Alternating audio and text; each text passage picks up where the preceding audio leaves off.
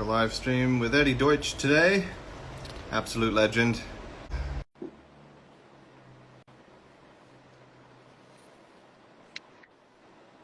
Hey Eddie, how you doing, man? Yo, what's happening? Oh, not too much. So you're in Tennessee, right? Yeah, I'm in Tennessee now. Nice one, man. And you moved from, were you in the Bay Area? No, I was living in LA for the last dozen years. Oh, okay. Yeah, yeah, I've been living in LA. Nice one, man. So what was the attraction to Tennessee? Man, this place is beautiful. It's really beautiful. And there was like kind of a sister school for my kids here, Oh, nice one. connected to their school where they were at. And we really liked this particular one. And there were some folks we knew here. Yeah, it's really beautiful here. It's super green. And like there's thunderstorms and stuff, which is pretty awesome. And my kids haven't seen anything like that. So, for anybody not familiar, this is Eddy Deutsche. Yep. So, Where do we start? Where do we start? I mean, you were in the first Tattoo Time magazines way back in the day, like in the 80s, right? yeah, it was like the very late 80s. And you were working for Ed back then. And I didn't work for Ed till the 90s. Oh, okay. Yeah, Tattoo Time came out. I lived in New York, and I was corresponding with Ed. Yeah, that was pretty much it. Tattoo Time's Ed Hart. Ed Hardy is, he's a genius for sure. I mean, like beyond all of it, like he created those books, catapulting tattooing, from one world to another. So I mean, yeah, I was super honored to be in it. And when I first saw myself in it, I thought it was a tragic mistake or something. You know what I mean? Like I Oh, couldn't no way. believe that my efforts were in the Tattoo Time. It was just like, what the fuck are you doing? I even thought that Ed was fucking with me in some way for a minute, like where I was revealed, as this like imposter. So crazy, man. Hey, well, you fooled us all, and your work is still fooling us all. You're doing some incredible things, man. Like you've stayed unique, and you've stayed fresh throughout all of this, even with limitations and everything. And that's not easy to do, especially with social media stuff. There's so much influence just coming at us all the time. Yeah, social like a whole nother realm. I'm just barely putting my toe in there, and yeah, it just blows my mind.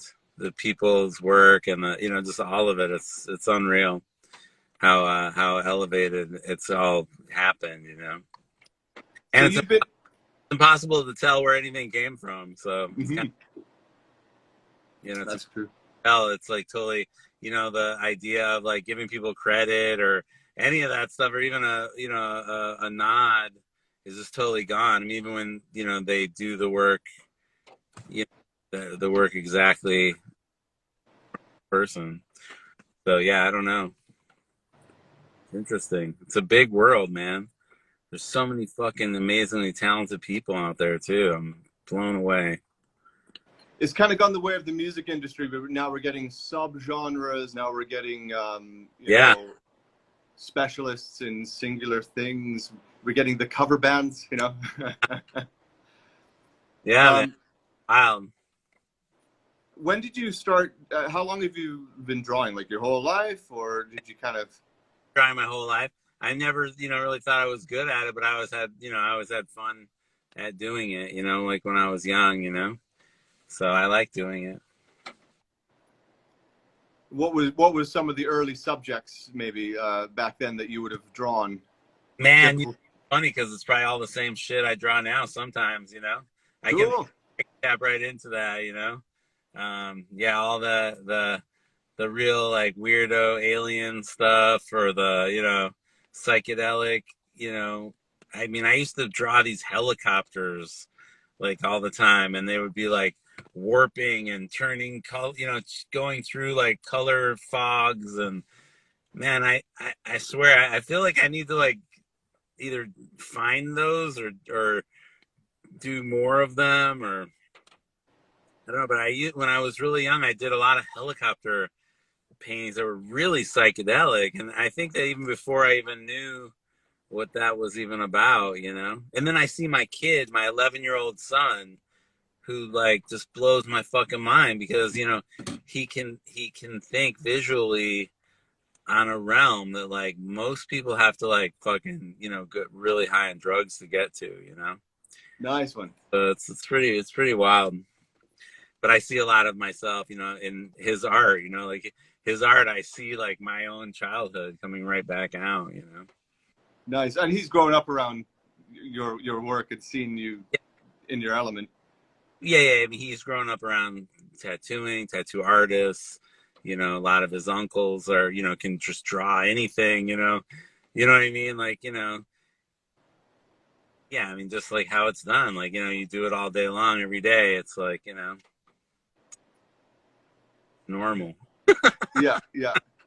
Well, it worked for Dweezil Zappa, you know, growing up around all those musicians and, you know, taking over his dad's position in the end. And it can be an incredible thing, I think, you know. I don't think he's going to go into tattooing, or my daughter either. I don't think so.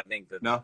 I think they have their own, like, kind of thing, seems like. But art is, you know, a huge part of it. I mean, art is the creativity and the, you know, the art is, that's a big thing, you know. I It's think. maybe bigger than the tattooing. Yeah, Right? the craft. Tattooing is separate from that, really. I mean, it's a craft. And then there's the hustle to get the people that want what you got, and then there's the hustle of like trying to stay ahead of like what they think you got or what you know. There's just so many different, you know, so many different things, you know. Um, but the creative stuff, the way you look at stuff and like, you know, take it from a different angle, you know, even taking a risk, like it might not be as good as the other angle that you already can do, and you still do it anyway just to like find out, you know. Right, right. So, I Yeah, mean, and you're drawing for yourself when you're in that maybe flow state, right? And you're coming up with stuff you like. Do people gravitate towards those? Like, do they come into the shop and see them? Do you post it? Like, how do you sort of I mean, you know, I work in a weird way now. I feel like I'm like kind of I'm kind of a dinosaur because I'm like waiting for the person that you know, gets what they want, what they need, you know. mm-hmm. Not prepping a bunch of drawings that I would like to see on somebody. I feel like those drawings never ever get done, first of all. Mm. Yeah, there's not enough time in the day to like keep up with every idea, you know, that I might have, or you know, unless I could get a job doing that, you know, which would be sick. You know what I mean? Like I would love a year where like I could just get paid to just make, you know, whatever I think would look cool, you know. That would You be should. amazing. That would be amazing. If there's someone out there that's fucking, you know, got the deep pockets that want to fucking do something like that, let's talk, you know. Otherwise, Yeah. I love making stuff for people and like finding out what's for them, you know, or what fits in the space. A lot of times, it's like, you know, they're just collectors, tattoo lovers, you know, people that love this thing, and they know that you know, having something from me is like a part of that, you know, that I can give them a piece of that puzzle, which you know, I definitely can, you know. I definitely feel like, you know, I have something to offer for those types of things, you know. But the big overall tattoo is the one that I've been like, you know, training for, you know, marching the hills and doing all the, you know, doing all the work, you know, to do the bodysuits and those people that like, you know, you don't see those people on Instagram. You know, I don't put those people up on Instagram. You know what I mean? It's a whole different thing, you know? It's like, and nothing's wrong with Instagram. I love Instagram. You know what I mean? I'm addicted to it, you know? But it's just like another realm, I think, you know, like where people can live in, you know, that are disconnected to the internet and wear tattoos for the reasons that we wear tattoos, you know, because we want them, you know. It's not like, you know what I mean? Yeah, for sure, for sure. It's another screen that we end up getting sucked into, taking us away from. And when you run into somebody and they're like, "Oh yeah, I got a tattoo from that guy," and they're like, "Oh yeah, let me check it out," and you like pull your shirt off and it's like the full deal, you know, they get like, "Whoa," you know, you get the whole thing, you know, it's sick. And maybe not a lot of people get this. It's not a heavy audience, you know, mainly for that person and like his, and the people that are just seeing it through the filter of like, oh, he's all tattooed, you know, whoa, you know, they don't even see the work, you know, they don't care Yeah, what images are or anything, you know? It's just a bunch of stuff. the tangible side of it, yeah, I mean, people do it, especially people, non-tattooed people. Let me see your arm, and they want to touch it. But I think that is kind of part of it. You want to see how it stretches, how it moves. You want to see what happens when you know. You know, just what it looks like in the skin, you know, like, and, you know, it just has such a different look, you know, I mean, you're looking at a human being, first of all, so it's so much more unique too, you know, when it's right in front of you. It's like an actual experience. And speaking of tangible, I mean, you're from, you know, the times of having to make your own probably tubes as well as needles, and everything down to deconstructing and reconstructing and fabricating your own machines and everything. You've really, Yeah. that's the old school tattooer. You know, you know every square inch of the tools. Yeah, just so that you could do it. You know what I mean? Like, if you don't, then you can't do it, right? Like, I feel like there was a lot of stuff available to me. I mean, I'm, you know, pretty fortunate. I'm not that old. But I'm at a point where there's a bridge, you know? There was like stuff available, but like if you did a couple of things to it, they just worked a lot better. You know what I mean? Like, so you did, you know, just to make it work a little better, to just make it a little bit easier. You know, I think even in the 80s and the 90s and the early 90s, just doing a tattoo that was clean and looked nice was like an amazing accomplishment, you know, the craft of just getting it in the skin, you know, and like, I mean, I was obsessed with the craft of tattooing, let alone like I love making art and I wanted to, you know, wazzle dazzle folks, you know what I mean? I wanted people to be like, whoa, what the fuck was that? Like that, you know what I mean? Like, I definitely wanted that, you know, I wanted that. That was a big part of my motivation. But also the craft of it, like to have the colors and the, you know, the shading and the line work so like fantastic and, you know, just extra, you know, people back then like were like, oh, the fine line, the single needle, you know? And I was like into like a much different look. I just thought like a stronger look where you see a tattoo across the street and it was like black shaded and, you know, had like fat lines and the drawing was really dynamic and sharp and had a lot of edges, you know, like in the punk scene, you know, like I was into punk rock when I was a kid. When I got, yeah, all the rest is like, you know, living the fantasy of this like, you know, 15-year-old kid, you know, that's what I'm doing now, you know, and I feel like I'm still, you know, it's still an amazing trip, you know, it's like a wild ride. It didn't get stale. You're still enjoying it. Man, I'm still loving it. I honestly like the craziest fucking thing is that like I still haven't done the shit I want to do. You know what I mean? Like I'm still like all those times, all those years, all those things that got turned over and like made these huge, you know, like huge little waves of fucking a thing, you know? It happened. I mean, you know, it is what it is. And I still don't feel like I've done it yet. So you know, this move to Nashville, like working with these folks, you know, the place I'm working at now, Adventure Tattoo with Chad and all the crew, man. I mean, all these people are like just boiling over in like in the juice, you know. They love it so much. And like, you know, Chad's like my brother from Michigan who, you know, I just love his spirit and his whole thing, you know, like since the day I met him, basically, you know.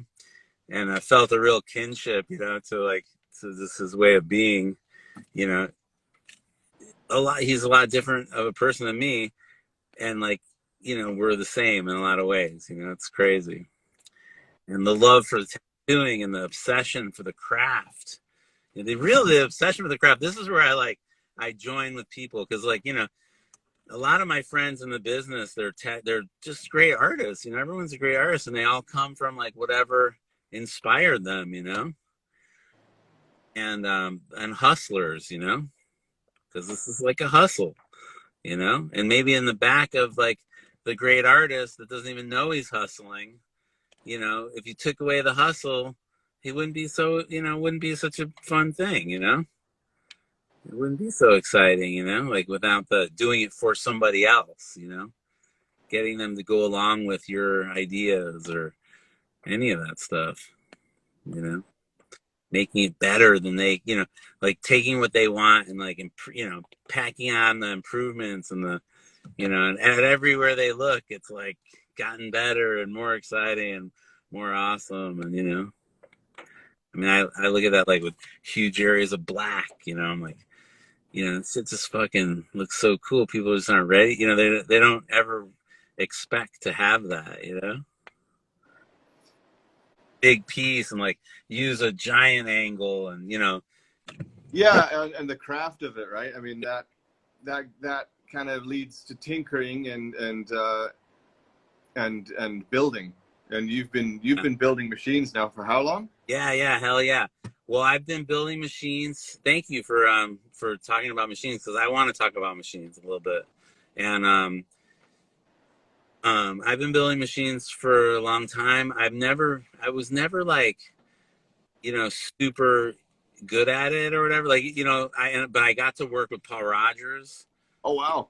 Yeah, so I worked with Paul Rogers. I went there for 3 days, and I stayed for 3 weeks, and then it was turned into 3 months, and then it was like 4 months, and then I was like, oh shit, I got to get back to my life. Like I'm like hanging out in this, you know, backyard, you know, in this little shed, you know, for like a really long time with this old man who was super fucking amazing, who just like was so, you know, beautiful and like loving and kind, and like, I don't know, he just super just, you know, took me in, you know, just rubbed me, you know, told me how good I was, or, you know, just all this stuff, you know what I mean? Like I felt like yeah, I was like really into just helping and like cleaning up after him and doing all this stuff. It, you know, it wasn't like an apprenticeship. I mean, I wasn't his apprentice, not at all.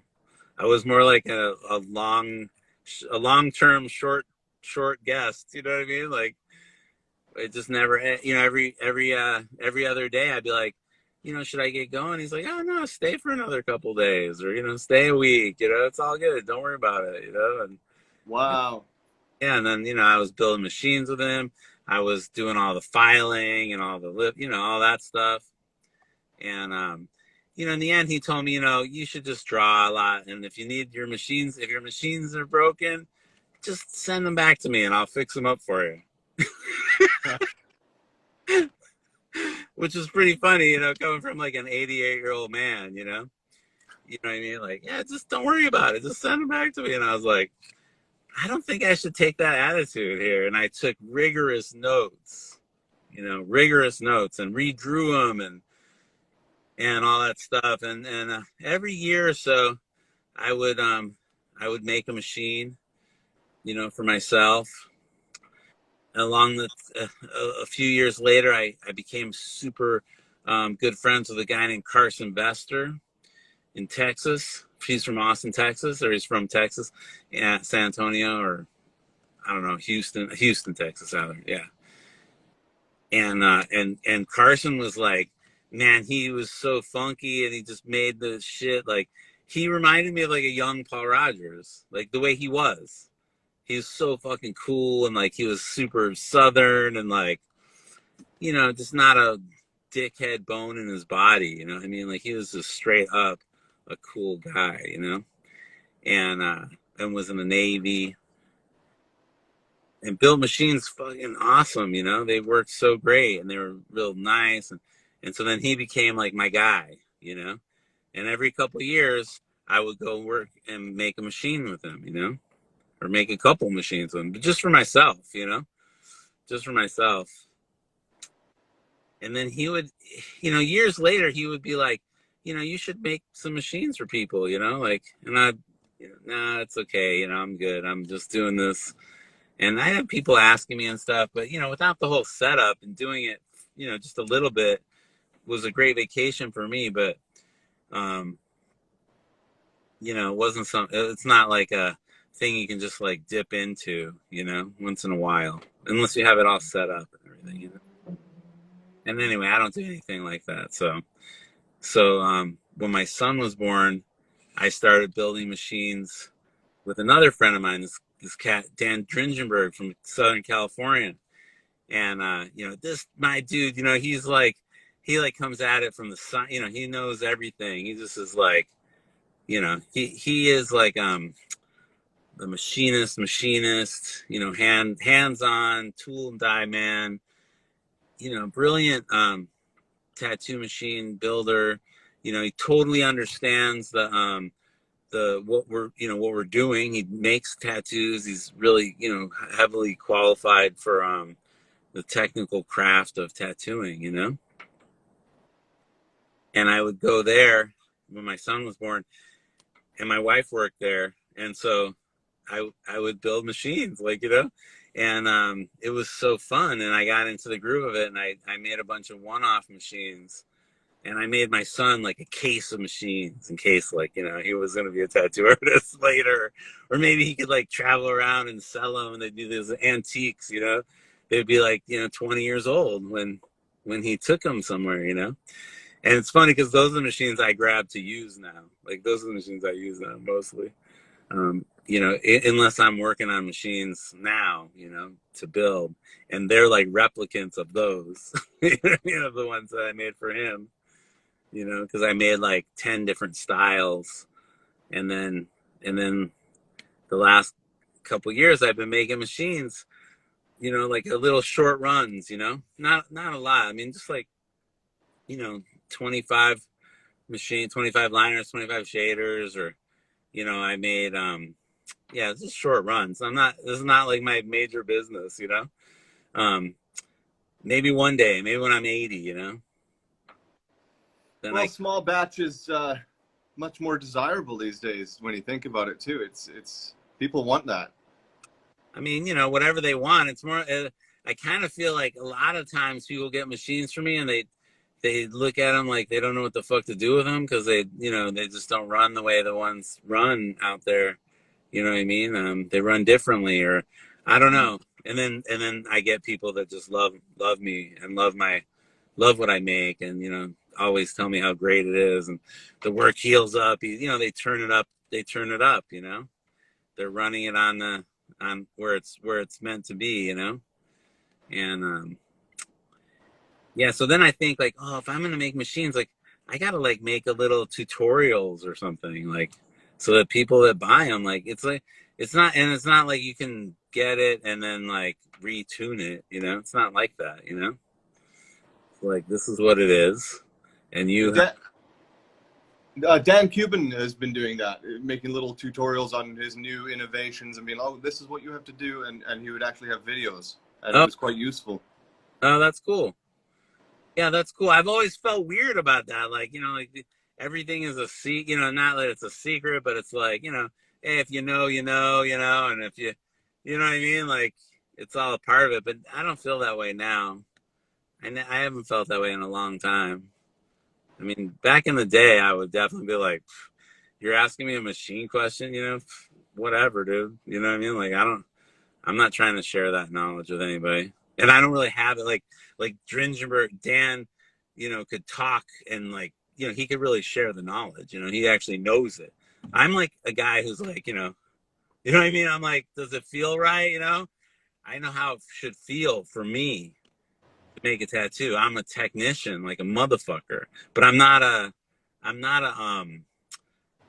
can't break it down. You know what I mean? Like, I can't tell you why. I don't know that stuff. I just know that it has to run like this for me to do what I do. And as long as it runs like this, I can do it. And if it runs anything different, then it's going to be difficult for me, or it can't be done. That's it. You know what I mean? Like, or it's just going to be a pain in the ass. Like, no matter what, if the needle's going up and down, you can make it work. But Right, right. yeah, is it going to be easy? Can I get this done from A to Z in 2 hours? You know what I mean? Am I going to, I'm like fanatical, about time and like filling space and like, getting that stuff done. I've been that way my whole life. So, I've known, people know me as, I get the job done, you know what I mean? You don't have to sit for a long time with me, Yeah, yeah. You know what I mean? I'm known for that, and I've worked hard for that, and you know, I try to bring that out in people. You know what I mean? And try to push it like that's what's normal. You know what I mean? Like this is how it should be, right? Like we should be in and out of here. You know what I mean? Like everyone, everyone can do that. And I know some people get caught up with like they work by the hour, and that's how they make their living. So they do have to take time. Not, it's like biting off your hand to spite your face. You're like, I'm working really hard to make it go faster to make less money. And, I know what you mean, but at the same time, it's got its advantages. It's like it'll heal better. There's less holes. It's going in quicker at a higher voltage. All of these things are great advantages, especially on the larger scale tattooing, right? Yeah. So I think that's another reason I'm sticking to coils personally too. I haven't found a need to change something that ain't broken. Why fix it? Yeah. Yeah, that's for the next generation, I guess, because I know this stuff works, and I have friends out there that do incredible work, and they use the rotary machines or some other type of machine. And I was trying to develop a rotary machine that had a spring, and I'm still fucking with it, but like, so rarely. It was like there was a big rush on it, and I even went to Texas and went to Carson and was like, this is my idea, make it fucking work. You know what I mean? Like, make this work, because and then he was like, oh, well, I think I've seen something like this before, first of all, so it wasn't like my idea, which I didn't, but I thought like, oh yeah, I go, that's fine, but it doesn't matter because we could still make it work. Like, let's make it work. You know what I mean? Like where all I want to do is use it. If I can make a machine that works, like all I want to do is use it, then I'm going to fucking sell that to everybody. You know what I mean? And like, and that'll be that. Because, this thing is so huge, and there has to be a way to make a living in this thing, So that's what I thought. Yeah, and this knowledge is disappearing now. This knowledge is like the machine builder's knowledge, not just the machine builder, but also the tattooer as their own personal maintenance person, looking at their coil, lining up with the armature bar, looking at their spring length, looking at how worn out the contact screw is or something like that. There's people that'll literally send their machine back, and all they had to do was turn their contact screw. Yeah. Like, I've heard these stories. It's tough, man. And like, I'm grateful because the only people I've sold machines to, even the ones that don't use them, that are like, maybe I'm going to wait for later, or maybe they just love it as a collector and that's it. And they have machines that work great for them. So why fuck with it, right?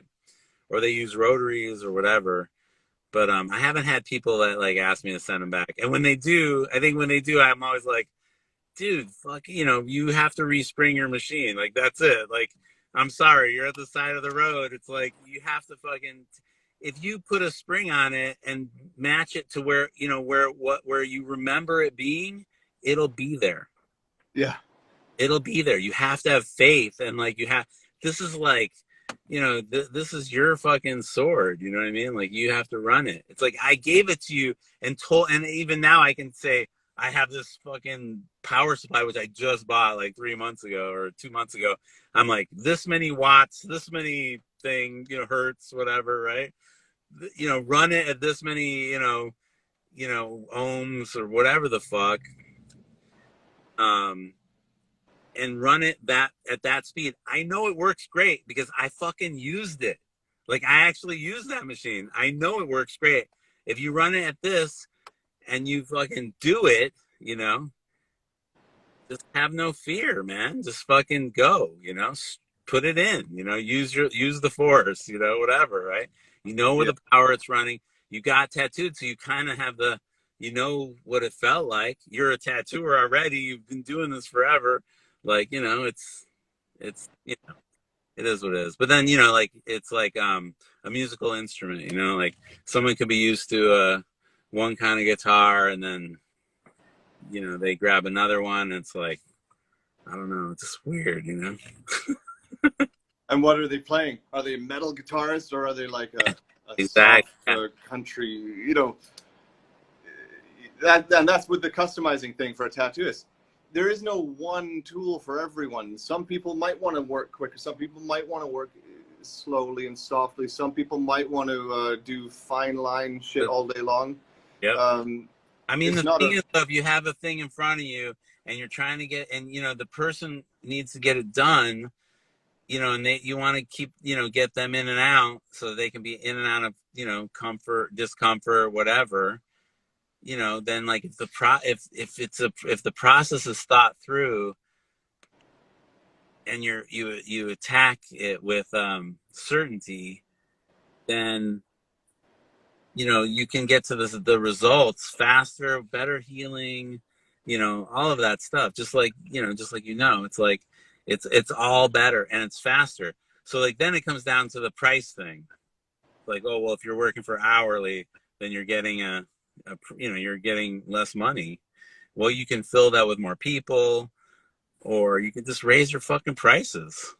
You know what I yeah. mean? Like just fucking, you know, you give people what, you know, you give people what it's worth. I know I'm working with new people now, and I've watched all of them work, and they're all super efficient. Works, and they all work with machines that my coworker makes. That I used the other day, and man, they work great too, and they work just the way that I like them. You know what I mean? So like, I picked them up, put them on, and used them, and they were great. Like, you know, like they were the way I like them. You know. Yeah, the machines that you know, I have a friend, another guy I worked with making machines in this big factory who makes he makes the most amazing machines. I mean, this guy's the full professor. Another one that just like answer everything. You know, he could tell you every reason why, every millimeter and all that stuff. You know, Brandon Feldman, who you know, I had the fortunate to work with, you know, and you know, what a treat. Yeah, Adam Safari, man, you know, this guy, you know, he's more. I feel like he's more like on the lines. He's more of a lineman, like, you know, like he'll go into a military pay weekend and work and know and and make machines to get that kind of a job done, like just the work done, you know, and then they're so beautiful, you know, like every one of them. I mean, you know, between Brandon and um, Dan Dringenberg, you know, these guys all not only do the machines work so good, but they're beautiful. You know, like they're really piece of fucking art. And wow, you know, Paul Rogers would have just been like, "This is fucking awesome." Like, you know, he would have held any one of those stuff. So I try to make stuff that you know Paul would love. You know, but ultimately, what I'm after is doing the job the way I want the job to be done. You know, personally. So I'm not making a million machines. I'm only making a few, and I'm going to be doing that again now. Um, Would you say that you're kind of putting in a bit of the Paul Rogers magic? Like for example, you know, more of the modern coil machines, they started making it so they ran at a lower voltage, right? I think the Paul Rogers machines were more like 10 volts and stuff, right? To be yeah, working quickly. yeah. I mean, you know, I am totally, you know, the magic part. I mean, that's like what I love, and that's what I don't know. I can't. My brain doesn't work like that. You know, Mm. only like the actual feel, and like, you know, I can take a you know, I can take a machine the way they are and like just do a little something here and there, and it'll totally work totally differently. You know. You know what I mean? And a lot of that is just like go for it, just the fearless, the fearlessness with the springs or the whatever, whatever little part, to get it to hit the way I want it to hit, to make that sound, when it runs at the voltage it's meant to, where it gets to that pitch and it has that vibration, it has that amount of give back and that exact feeling that I need, Mm. where it's just right in the zone, that, and God willing, I have the right idea of that feeling at that moment, that I'm doing it. But it feels like, just over the 35 years or so, it's like, I don't know, man. It takes less time for me to get to that zone. You know what I mean? Like, it's just like if it's not that, then it's nothing. And I just had an apprentice, for 2 years, and he's tattooing now in California, um, and I told him pretty much. I mean, that's pretty much what you would get from me, technically, like just by breaking down the machines, running them every time, being, hearing the sound of it going every time it's working. Like, at some point, it's like it's just gonna be radically off if it's not that. You know what I mean? How many times do you hear something? How many times do you feel it? That's what you're gonna get from me. Like, and get it, and you can get a lot of other stuff too, probably only if you believe in it. You know what I mean? Like, if you believe in it, then you can get it because it's there. I mean, I'll support what your belief is. You know what I mean? Like, because I believe it too. You know what I mean? They Hmm. say, Hmm. like, reality is gauged by two people's belief. Or the more people it is, the more real it is. It's like, do we wear masks? Should we be wearing a mask right now? I don't know. Some people might say we should be, right? Because, like, I don't know. I'm in my car. I mean, I drove by. We need data. You know. but but yeah, I get what you're saying though about the feel and everything, and that's another big part of the coil for me. I like to hear it.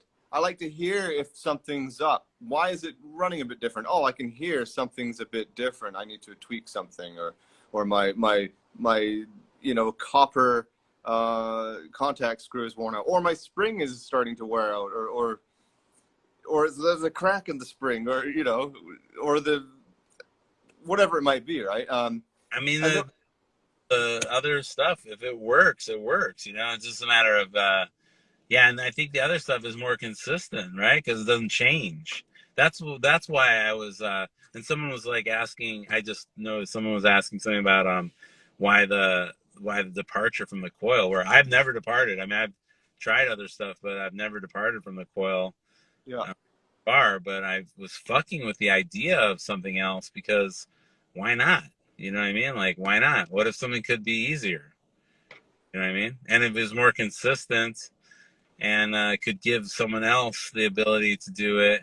They say, like, to write a good plan. If you write a good plan, that you could hand that plan to somebody else and have them finish it, right?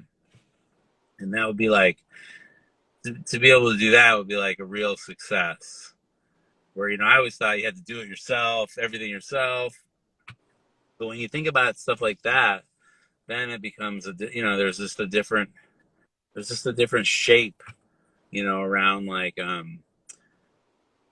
building tools, like that's actually a thing. Yeah, and coil machines, they haven't changed much. I mean, I've seen really old ones that didn't have like the capacitor, Hmm. and then there was like the contact screw and the spring materials, maybe even the coil core materials changed. They went from, like, silver contact screws for a while there, and now it seems like copper ones were more popular. I've seen tungsten ones and stuff like that. So it's like they were always playing around with different materials and stuff. Hmm. I kind of like that stuff too because it is a bit tangible, but it's not necessarily numbers and technical. But it's like, oh, that I can see that's a different material, Well, and that's. but that will give you a different feel, like a different feel on the skin. Like this is all very subtle. The vibrations are different. I mean, like I a lot of times I use silver contacts, Mm. and I would be like silver contacts for a shade super important to me. Like I try to do that, but then like I've proven to my over and over again that doesn't matter. And sometimes like I'll want it one way, and then the vibration is so fucking strong with something else. It's like, why am I getting in my way? I actually just picked up some minutes. It picked up some seconds. I just Mm. picked a little bit of speed where like before I was softening it, and then I'm like, oh no, like I can actually pick up time there, or get a faster fade or a more solid black, black. So it's a constant. It's just it's you never. I guess when you think you figured it out, then that's the person that you might want to get something from. But I personally would probably walk away from that person. Like the one that has it all figured out. I know Paul never was like that. You know what I mean? Like, and his tattooing was simple. You know what I mean? Like it was like the true traditional style. I mean, it didn't look as crisp as like some of the traditional people now. Yeah, yeah, more folk art, less Yeah, digitally manipulated or something. he wasn't like trying to be folk art. You know what I mean? He was just doing his thing. You know what I mean? Yeah. Like, so it's like, well, how do you take that machine that's what he was able to do with it, and then like Hardy would take it and do some fucking crazy technical masterpiece. You know what I mean? Same machine. That's like when you're just working on the needles, right? So the machine will do the work, but what you do with it is 100% going to be, what it looks like. Why does this guy make it look like that? What I mean? Like some of these, Bob Roberts, perfect example, same thing. It's like, he used Paul Rogers machines, but he was able to get different results. Yeah, yeah, for sure. It's like again, back to these music analogies. Having a Les Paul heavy ass guitar versus all of the innovations from Japan to make these new heavy metal guitars that Steve Vai came up with or whatever, and it plays better, it's easier, but does Yeah. it have that folk sound that the heavy Gibson gave you? You know what I mean? I think the coil machines are like the Gibson guitars. Yeah. And then yeah, so then you go into the art part. It's like, I mean, these are just world, it's like a juggling thing, different worlds will all work together, all happen at the same time. Um, yeah, the art and the craft come together with the person, and the person is there. So like, and there's the magic, because this all has to happen like right now. There's no, what I mean? You can set up a thing, you can make a plan, and they say like, if you want to make God laugh, make a plan, make all the drawings and have it ready. And I've done it so many different ways. I mean, this my career has been pretty fucking long now, and it's been like pretty busy, like I've been working hard my whole life, and I love my job, so I never really worked hard. I mean, it's just working hard, just putting in a lot of time, I guess, doing it. I've always I've had a lot of different approaches, man, and sometimes I come at it wildly technical, and sometimes I come at it like super like art artistically, or like where that stuff is on the side. Yeah, because your Japanese stuff is absolutely flawless, and you can tell you've been to Hey, Japan, and you can see it in your work. oh And man, and then you've got your extremely psychedelic stuff, and it's instantly recognizably you when you see that stuff. Um, thank you. like, what do you think about like surrealism? When I look at your stuff, you must be into like Dali and surrealism and all that stuff, surely, right? Oh yeah, I've always been super into that stuff, and like you know um guys like Ernst Fuchs, who Mm. started it, called um oh my god, now of course I'm gonna space that out, but where it's like on a spiritual realm, like the visionary art. Yeah, the visionary Hmm. art, and then where that meets with the, you know, I mean, this is where, Higgs was like so powerful, like his combination of the visionary art and the traditional style, you know, and what his vision was, where those two things met, um, yeah, man, I was all about that. I was all about that when for my whole my whole life. I've been, I was turned on to Giger and Fuchs and Dali as a small kid, and Oh, wow. I really loved that. My mom was a painter, and Oh, cool. yeah, my mom was a painter, and she was super dark. She was like a really dark um, painter, like in a world of depression and darkness. Oh, wow. Yeah. So like, when I got into punk rock, I was kind of surrounded by that a little bit.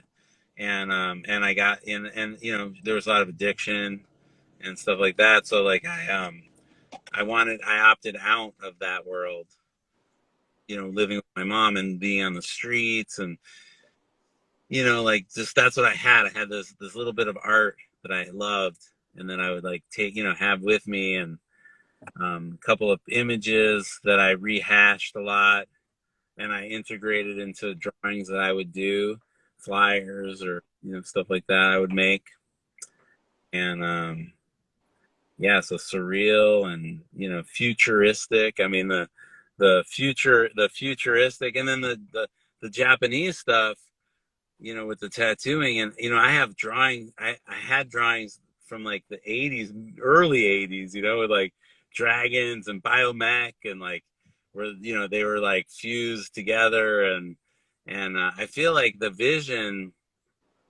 for me, and then there was like a whole bunch of years where I just like learned to do the Japanese stuff. Hmm.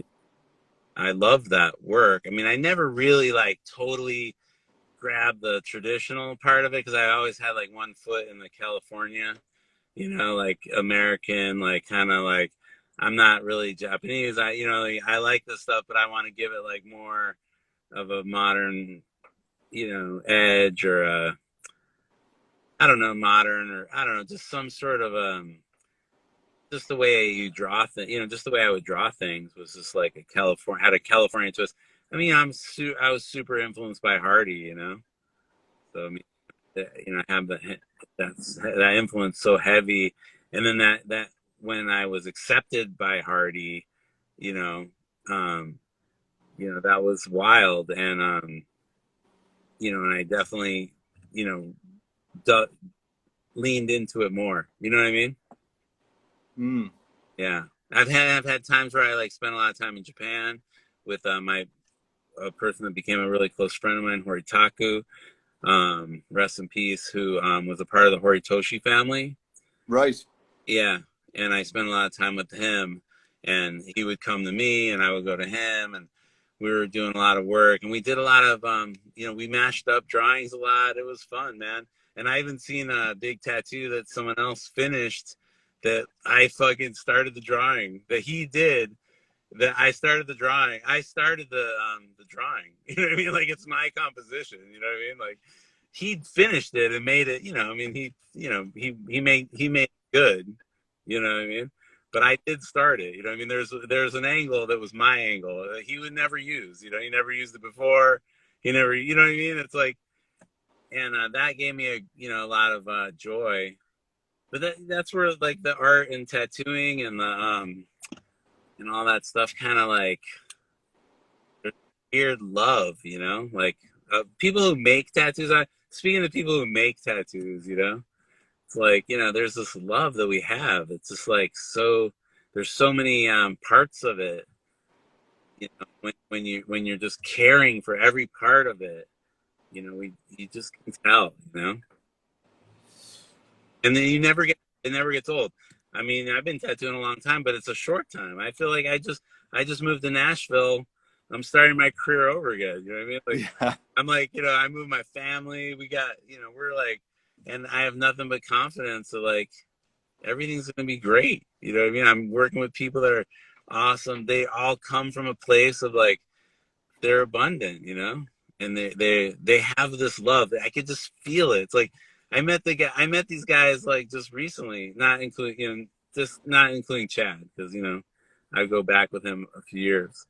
Um, but just in meeting these guys, like I could just feel, you know what I mean, like the thing, the kindred love of this thing, and watching the work and the people and the movements. It's awesome. Yeah, I feel it a lot. I mean, I go to Ohio. There's a bunch of places. Denver. You I've been all over, man. I go to Rome, and man, these guys. The people I meet, the women and men in tattooing now are like they blow my mind. The dedication and the love and like just the overall the overallness. I know I'm supposed to talk about myself, but I'm just saying like this is really what it boils down to. Us as craftspeople, we get this like really rich life. I feel. I learned from Paul. I mean, every day was Groundhog's Day. And here I am. This is so many years later. I mean, in such a short amount of time that I got to be with that guy. But for me, I really learned that.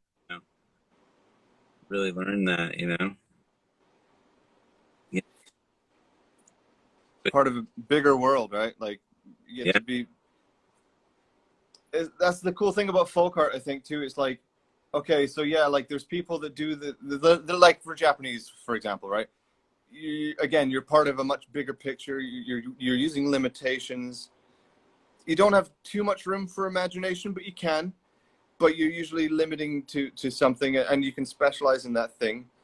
But I'm often more impressed, or even doing portraits, right? And you're zoning in, you get good at doing those things, and you're that's all you kind of do. But I think what makes artists like you stand out, and a lot of painters and surrealists, and like you were saying earlier, visionaries, the visionary artist, they're drawing from here. They're pulling it out of the imagination. That's way more impressive than making a good portrait, in my opinion.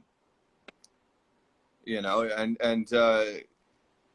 it's Easy to not fail now. There's so many examples of other people and other ways of doing things. But to take, you get the rules of what you need to make it live, and just keep it as rule as like um yeah, principles. Make your own shit. It might not be as good as someone else's, but hey, it'll be yours. You know what I mean? Like, I don't know. You know? Yeah, I heard somebody talking about, I think it was Neil deGrasse Tyson. I'm not a huge fan of sciencey stuff, but it was interesting hearing a scientist talking about art, and he was talking about Van Gogh's painting, and he was like, man, the thing that I liked the best about it is that he wasn't painting the sky with the stars in it and starry night. He wasn't painting that what he saw. He was painting it how he felt it, and expressed that into the painting. And that's what makes us different than being a fucking photograph or a photocopier or something like that, right? We have this ability to be, like you say, visionary. And it's not some necessarily magical thing per se, but it's kind of what separates us from the other animals, maybe. I mean, tattoo artists, yeah, it's like the digital what you can remake. What's gonna live, what's gonna look great in 20 years. Or even good in 20 years. You know what I mean? Forget about great, right? Like, just have it be strong and look good, not just like a mush, like a cabbage. Yeah. Yeah, who knows, man? Yeah, tattooing and art and like arts and crafts. It's all such a jumble. And the beautiful thing is, it's like it's for a short time. we're all, you know what I mean? Like all this effort is just like for while we're here, you know? Especially tattooing. It's a Yeah, very yeah, temporary art. I mean, yeah. And what a It bunch rots. of prep drawings are now important, and like, you know, I get it, you know. You know, I've seen lots of books. I'm putting a book out soon, prep drawings, and I just focused on like the late '80s and early '90s stuff that I had, which wasn't that much. Um, but you know, it was like a couple hundred images. I mean, you know, it wasn't, you know, it was what it was, and I hope folks like it, you know. Um, but they're prep drawings. They're not like finished drawings. It's not. I'm so like, you know, uptight about like, you know, the fact that like my prep drawings were for me. They're like a map to get the first to get the person to you know sign on to it, you know, and then it's like so that I can get the job done. And sometimes it would be like elaborate, and sometimes it would be not. Mostly not, you know. Mostly it'd be like a corner of something colored, so that like I could either color it that way, or I could definitely not color it that way. Mm, You know what I mean? yeah. And then I was like, well, I already knew I wasn't gonna color it like that, so now the options were way less. So you know what I mean? Like I, you know, I could do it, you know, because there was like, you know, just never enough time, you know, never enough time to do a full. I just didn't have that ability, you know. I would do three drawings for somebody. I might do three drawings for somebody to pick the one I like, which is really common for me, honestly. And sometimes I'll share them with people, you know, like, and be like, well, these are what I was gonna do, or you know, maybe which one do you like? What hang, you know, what? These are three totally different approaches to that piece, Mm. and here's the drawings for them, you know. And you pick, and then I'll do the one that you pick.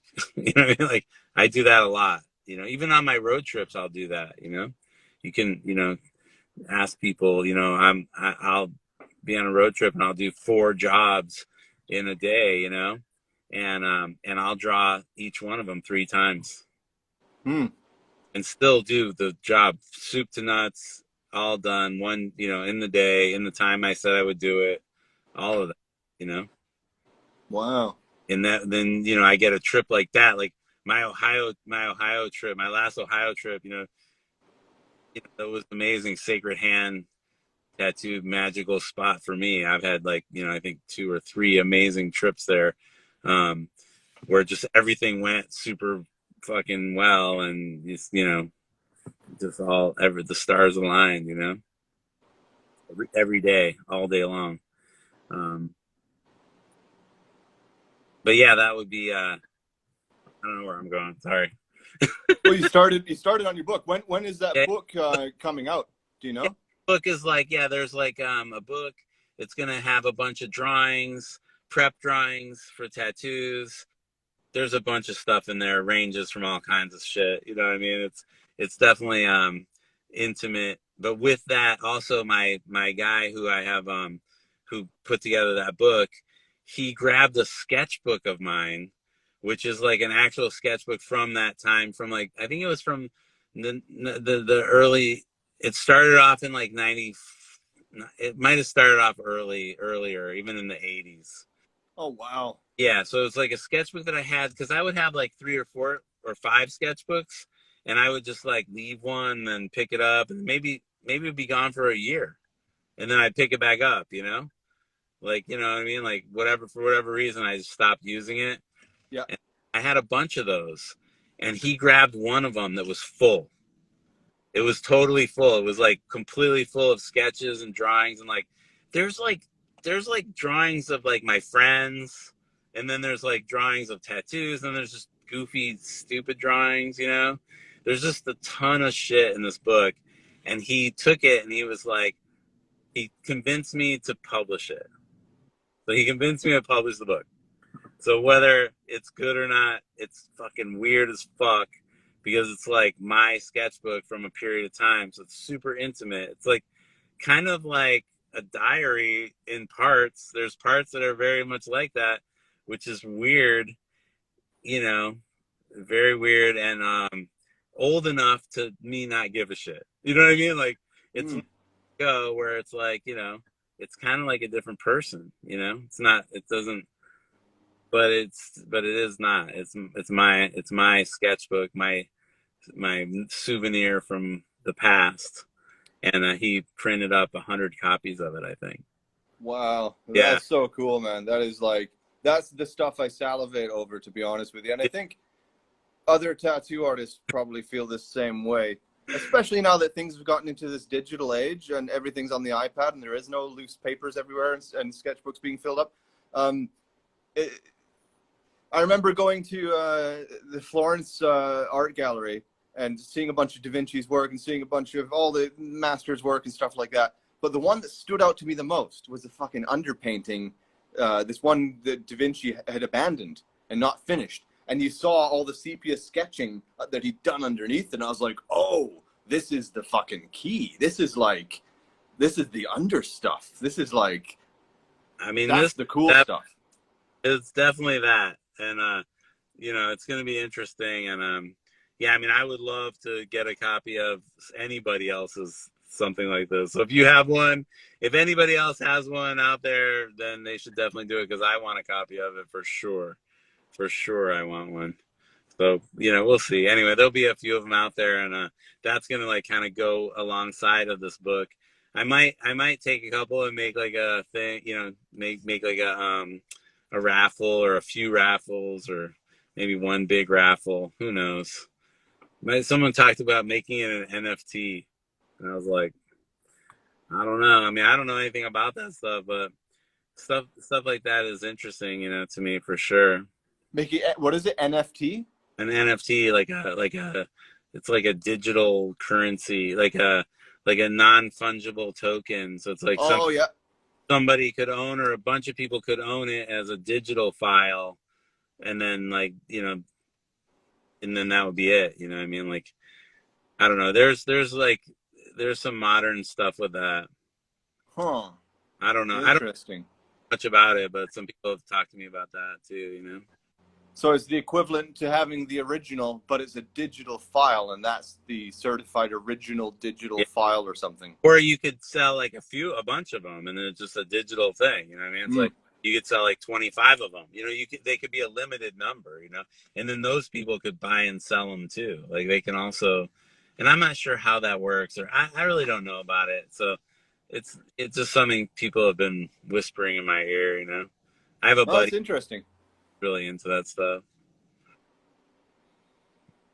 Yeah. Well, let's see here. We kind of covered almost everything there. What about future goals? What do you kind of got coming up now that you've moved here? And well, the future is to make a book of the work that's happening now, right now. Ah, yes. Look, to make a book now, to be like, I'm gonna make a book.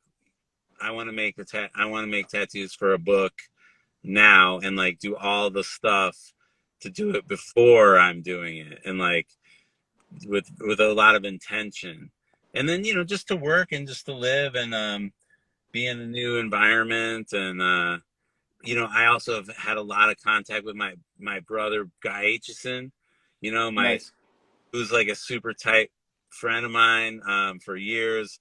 We did a lot of really cool shit, I feel like, a long time ago. And, you know, we're like hella close now. Like he lives hella close to me now.